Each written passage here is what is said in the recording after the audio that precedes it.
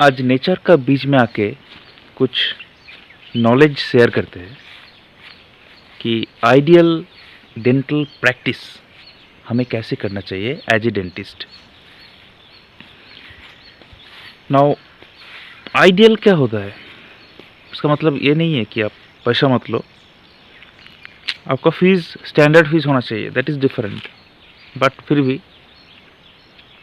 Dental treatment कैसे करना है आइडियली, ये सबको पता होना चाहिए, from novice dentist to very experience dentist.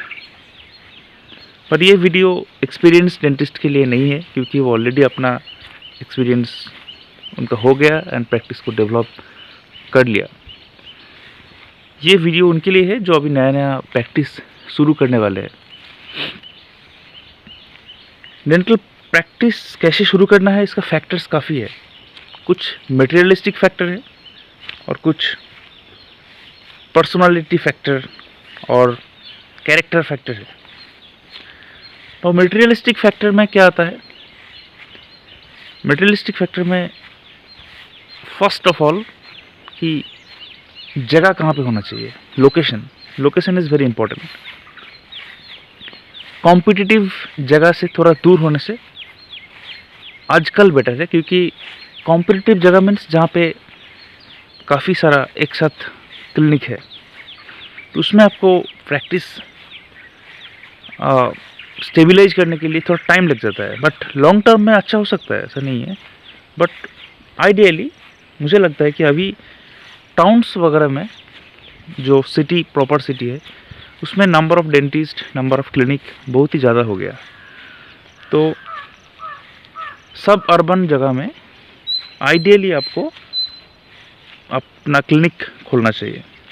अगर आपके पास इन्वेस्टमेंट काफ़ी है और घर से बैकअप है, तो आप सिटी में खुल सकते हो कि हाँ, कुछ 4-5 साल बाद अपना जो चेम्बर है, क्लिनिक है, वो स्टेबलाइज हो जाएगा। तो काफ़ी टाइम लग जाता है ऐसी जगह में।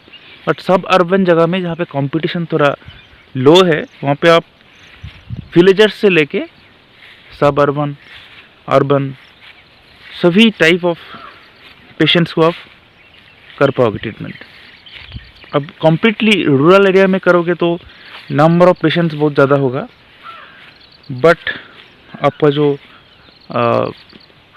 रेवेन्यू है वो थोड़ा सा कम हो जाता है। बट रूरल सेटअप में भी कर सकते हो, तो आइडियली सब अर्बन। सो फर्स्ट हो गया ये लोकेशन। फर्स्ट क्लिनिक सेटअप कैसे करोगे? क्लिनिक सेटअप,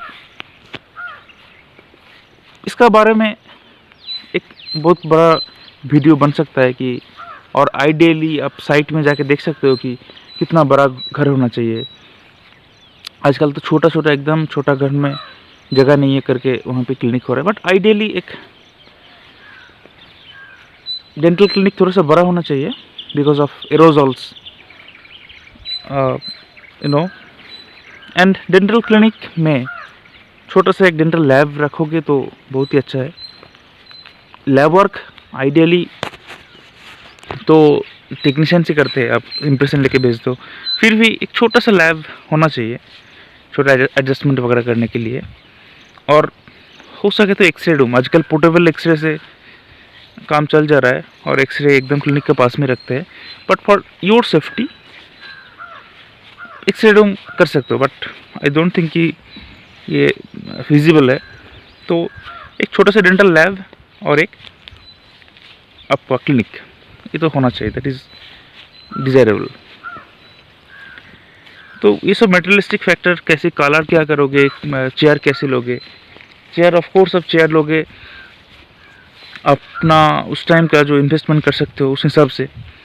बट मैं भी पहले एकदम बिगिनिंग में जब क्लिनिक किया था तो मैनुअल क्लिनिक से किया था।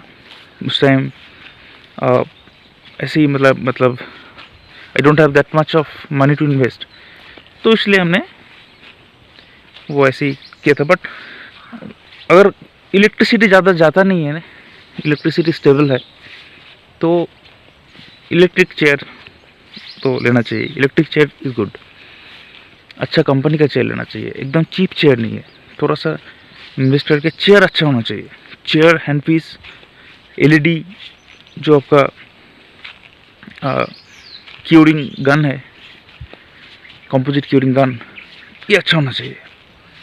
जेसी, कभी भी चाइनीज़ वगैरह नहीं, ऑलवेज जेसी, कंपोजिट, एमलगम, जो भी आप यूज़ करोगे वो पूरा आपका ब्रांडेड होना चाहिए। ऐसा नहीं है कि किटक मुलर है कि सोफू है, कुछ भी हो सकता है, सभी ब्रांड ऑलमोस्ट सेम ही है, बट आपको ब्रांडेड लेना है, सस्ता नहीं लेना है, सस्ता में प्रॉब्लम आता है। तो that is the materialistic fact. Chair में थोड़ा सा डेंटल क्लिनिक में ऑर्गेनाइजेशन बहुत अच्छा होना चाहिए, ऑर्गेनाइज डेंटल क्लिनिक होना चाहिए। आपका छोटा छोटा टैग बनाओ, जहाँ पे जो रखे हो आप, यहाँ पे सर्जरी का सामान है, यहाँ पे एंडो का सामान है, यहाँ पे प्रोस्तो का सामान है, टैग रख दो अच्छे से। अब खुद ही याद नहीं रहता है कभी कभी। हैंड पीस यहाँ पे रखा है, ठीक है, बर यहाँ पे रखा है, आपका इम्प्रेशन मटेरियल यहाँ पे रखा है, छोटा छोटा टैग लगा दो। और कभी ओपन मत रखना कुछ भी, सब कुछ छोटा सा डब्बा का अंदर रखना। ड्रायर बनाओ, ड्रायर ऊपर भी बना सकते हो, ऊपर बनाने से क्या होता है, थोड़ी जगह ज़्यादा ले लेते हैं। नीचे ड्रायर बनाओ, ऊपर का जो सरफेस है उसमें भी आप रख सकते हो। नीचे ड्रायर टाइप बनाओ, 5-6 लेयर का बनाओ, ऊपर जो फ्लैट सरफेस होगा उसमें आपको स्टेरिलाइजिंग मशीन, आपका छोटा मोटा इंस्ट्रूमेंट्स, ये सब रख सकते हो। तो ये हो गया मटेरियलिस्टिक पार्ट। मटेरियलिस्टिक पार्ट से भी इम्पोर्टेंट है कैरेक्टर वाइज, डेंटिस्ट का कैरेक्टर क्या है, पर्सनालिटी क्या है, वो बहुत ज़्यादा मायने रखता है। मेरा जो क्लिनिक था it is very small clinic. मैं ऐसा बोल रहा हूँ कि बड़ा क्लिनिक होना चाहिए। मेरा क्लिनिक जितना अच्छा था ना, मतलब मैं घुस सकता था और पेशेंट मैनुअल चेयर, ठीक है, तो वो सब छोड़ो, फिर भी मेरा क्लिनिक अच्छे से चल गया था उस टाइम। क्यों? Why? Because my character, because an ideal dentist character. मैं नहीं बोलूँगा मेरा आइडियल है, लेकिन मैं क्या करता था ना, जो भी पेशेंट आता था, एथिक्स से कभी नहीं मैंने हटा। एथिक्स हमेशा रहा, एथिक्स हमेशा रहना चाहिए। कभी भी गुमराह नहीं करना चाहिए कि ये डेंचर 5,000, ये डेंचर 10,000, लेकिन कुछ फर्क नहीं है, थोड़ा सा फर्क है शायद, नहीं, ये डेंचर 5,000, ये 6,000, ये 7,000, ठीक है, ये 5,000, ये 10,000, ये फिलिंग आप कराओगे तो 3,000, ये फिलिंग कराओगे तो 300, ऐसा नहीं। स्टैंडर्ड रेट होना चाहिए, पेशेंट को गुमराह नहीं करना चाहिए। पेशेंट बाद में पता चल जाएगा तो कभी नहीं आएगा, हमेशा ये ध्यान में रखना है। और एथिकल ट्रीटमेंट क्या होता है? प्रॉपर गाइडेंस, पेशेंट को गाइड करो। पेशेंट आया है, सिर्फ अपना दांत का इलाज नहीं है, पेशेंट का भी इलाज करना है। पेशेंट्स का इलाज पहले ज़रूरी है। पेशेंट को समझो, पेशेंट कैसा है, क्या टाइप का ट्रीटमेंट अफोर्ड कर सकता है, अनअफोर्डेबल ट्रीटमेंट का ऑप्शन लास्ट में दो, बताओ कि ये थोड़ा महंगा ट्रीटमेंट है, ये वो है, अच्छा से समझाओ। समझाना पार्ट, पेशेंट जितना भी हो जाए आपका, हर पेशेंट को टाइम दो और पेशेंट को समझाओ। डायरेक्टली ट्रीटमेंट में मत आओ, मतलब कि आपका जितना इजी लैंग्वेज हो सकता है, मेडिकल लैंग्वेज छोड़ के इजी लैंग्वेज में पेशेंट को समझाओ, टाइम दो, गुस्सा मत हो। काफ़ी पेशेंट ट्रीटमेंट नहीं कराएगा, पेशेंट आके देख के चला जाएगा, ठीक है, पैसा कम देगा, बहुत कुछ होगा, पर अपना पेशेंस खोना नहीं है। और हमेशा ये आपको ध्यान दें, एथिकल ट्रीटमेंट आपका ट्रीटमेंट को ग्रो करेगा। सेकंड, मैंने बहुत कुछ बोलना था, मुझे याद नहीं आ रहा है। एक चीज़ मेरा एक्सपीरियंस में जो मैंने देखा था वो है कि मैं जनरल डेंटिस्ट प्रैक्टिस कर रहा हूँ, प्रोस्तो का काफ़ी केस आ रहा है, आरपीडी, डिफ़िकल्ट आरपीडी, कितना ज़्यादा, बहुत सारा मॉडिफिकेशन है, 4 मॉडिफिकेशन 5 मॉडिफिकेशन। मैंने डिफ़िकल्ट केस, मैं सब केस लेता था, आरपीडी में पैसा ज़्यादा है, ले लेता था केस। जब मैं डिलीवरी दे रहा था ट्रायल वगैरह करके, बहुत दिक्कत होता था। तो आपको डायग्नोसिस करना होगा कि सिर्फ पेशेंट के लिए नहीं है, आपको लिए ये केस आप कर सकते हो कि नहीं। अगर डिफ़िकल्ट केस होगा सीनियर को रेफ़र करो। तो रेफरल जो प्रैक्टिस है ये बहुत ही अच्छा प्रैक्टिस है। मेरा एक पेशेंट आया था, उसका गले में कुछ लीजन था, गले का अंदर ऐसे देख रहे एग्जैक्टली गले में लीजन है। तो तुरंत मैंने क्या किया, अभी भी याद है मुझे, मैंने लोकल जो डेंटल हॉस्पिटल था, डेंटल हॉस्पिटल करोड़ पैथोलॉजिस्ट से कांटेक्ट किया, खुद कांटेक्ट करके फ़ोन नंबर वगैरह रखना चाहिए। मैंने पेशेंट को रेफ़र किया एंड पेशेंट बाकी काम के लिए मेरे पास आता है। वो लीजन के लिए वहाँ पे गया था, क्योंकि वो लीजन है ही नहीं था, फॉरेन बॉडी घुस गया था अंदर।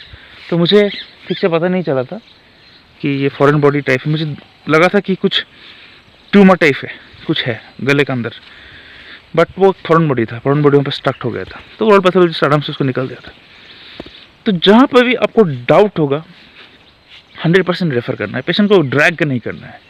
हाँ, अगर कोई डायग्नोसिस आपसे हो रहा है, 50% से ऊपर आपका चांस है कि आपका डायग्नोसिस ट्रू है, आपने डायग्नोसिस कर लिया कि एक ट्राइजेमिनल न्यूरल्जिया है, all features are indicating that it is trigeminal neuralgia, तो yes, why not you start your treatment शुरू करो, कार्बामाजेपिन दे के शुरू करो, इनिशियल डोज दे के शुरू करो, पेशेंट का ब्लड टेस्ट कराओ, पेशेंट को फ़ोन करके इम्प्रूवमेंट हो रहा है कि नहीं देखो, अपना अपॉइंटमेंट डायरी बनाओ, स्पेशल केस के लिए डायरी बनाओ, आरसीटी कितना कॉम्प्लीसन हो रहा है उसका फ़ोन नंबर लेके सब कुछ एक डायरी, प्रॉपर डायरी बनाओ, 2-3-4 डायरी बनाओ, अपना appointment diary, special case diary.